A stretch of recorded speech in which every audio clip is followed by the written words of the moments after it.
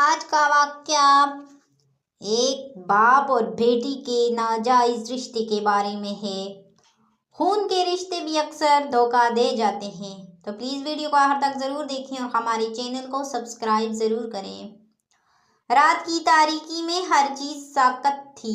پورا گاؤں نیند کی وادی میں جا چکا تھا، مگر بانو کی آنکھوں میں نیند کا نام و نشان نہ تھا۔ وہ اپنے چھوٹے سے کمرے کے کونے میں دبکی بیٹھی تھی، گھنٹوں میں سر دیے، آنکھوں میں آنسو اور دل میں بے شمار سوالات۔ اس کا دل ایک بھاری پتھر کی مانند محسوس ہو رہا تھا۔ ہر دن کی طرح آج بھی اس کا باپ حاجی منظور اس پر اپنی جھوٹی شرافت کا بوجھ ڈال کر سو چکا تھا۔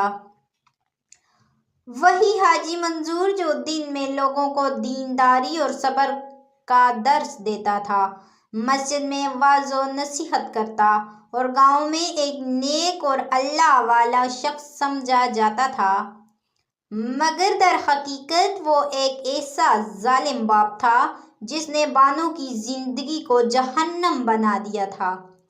بچپن میں جب بانو کی ماں زندہ تھی، وہ ایک نرم دل عورت تھی جو ہر سختی اپنی جان پر سہ لیتی مگر بانو پر آنچ نہ آنے دیتی۔ مگر جب وہ ایک دن اچانک بیمار ہو کر دنیا سے چلی گئی، تب سے بانو کا ہر دن ایک نئے عذاب کا سامنا کرتا ہے۔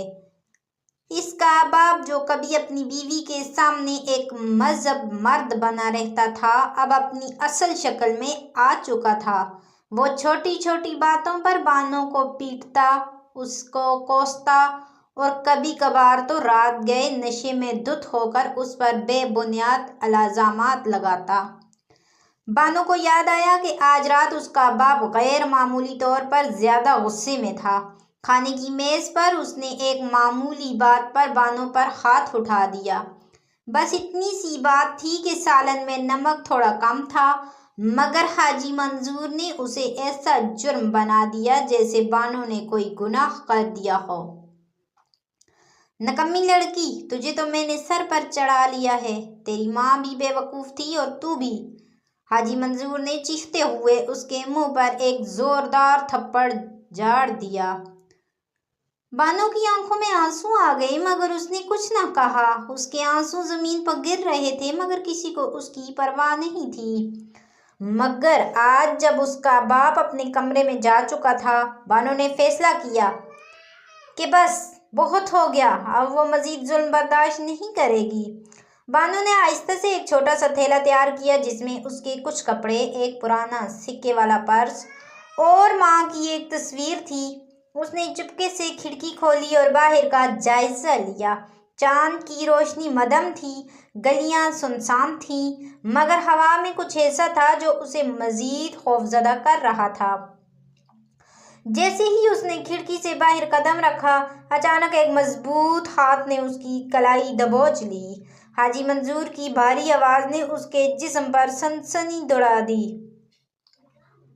وہ کانپتی ہوئی پیچھے مڑی اور دیکھا کہ اس کا باپ پوری شدت سے اسے گھور رہا تھا۔ تم کہاں جا رہی تھی؟ تو بھاگنے کی کوشش کر رہی تھی؟ میری عزت کو خاک میں ملانے جا رہی تھی؟ اس نے زور زور سے بانو کو جھٹکا دیا جس سے وہ دیوار سے جا لگی۔ بانو کے دل کی دھڑکن بے قابو ہو چکی تھی۔ اسے لگا کہ آج وہ زندہ نہیں بچے گی۔ اس کے باپ کی آنکھوں میں ایک وحشیانہ چمک تھی، جیسے وہ اسے مار ڈالے گا۔ مگر آج بانو چپ رہنے کے لیے تیار نہیں تھی۔ اس نے اپنی جیب سے چاقو نکالا جو اس نے پہلے ہی چپکے سے اٹھا رکھا تھا۔ اس کی آنکھوں میں خوف تھا مگر اس کے ہاتھ لرزنے کے باوجود مضبوطی سے چاقو تھامے ہوئے تھے۔ ابو، اگر آپ نے مجھے ہاتھ بھی لگایا تو میں یہ چاقو اپنے سینے میں گھونپ دوں گی۔ یہ پہلا موقع تھا جب حاجی منظور کو کسی نے للکارا تھا۔ وہ غیرت سے ایک قدم پیچھے ہٹا۔ اس کے چہرے پر شدید غصہ مگر اس کے ساتھ ساتھ ایک انجانا خوف بھی تھا۔ شاید اسے پہلی بار احساس ہوا تھا کہ اس کی بیٹی اب کمزور نہیں رہی۔ بانو نے موقع غنیمت جانا اور دروازے کی طرف بھاگ نکلی۔ اس کا دل تیز دھڑک رہا تھا قدم لرز رہے تھے مگر وہ کسی صورت رکنے کو تیار نہیں تھی۔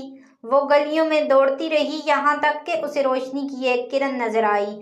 یہ گاؤں کے دوسرے سرے پر واقع ایک چھوٹے سے مدرسے کی روشنی تھی جہاں ایک نیک دل خاتون رہتی تھی جو بے سہارا لڑکیوں کی مدد کرتی تھی۔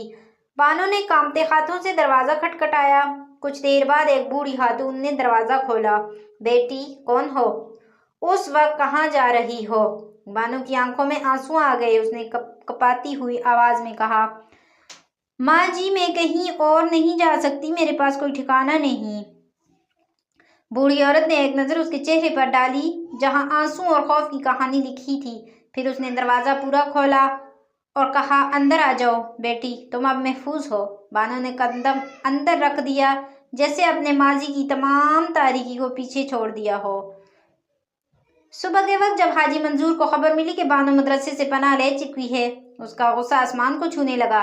وہ وہاں جا پہنچا مگر مدرسے کے بزرگ خاتون نے دو ٹوک الفاظ میں کہا، اب یہ بچی تمہاری ملکیت نہیں، اگر تم نے اسے نقصان پہنچانے کی کوشش کی تو پورا گاؤں تمہاری اصلیت جان جائے گا۔ حاجی منظور کے چہرے کا رنگ فک ہو گیا۔ وہ جانتا تھا کہ اگر اس کی حقیقت کھل گئی تو اس کی عزت خاک میں مل جائے گی۔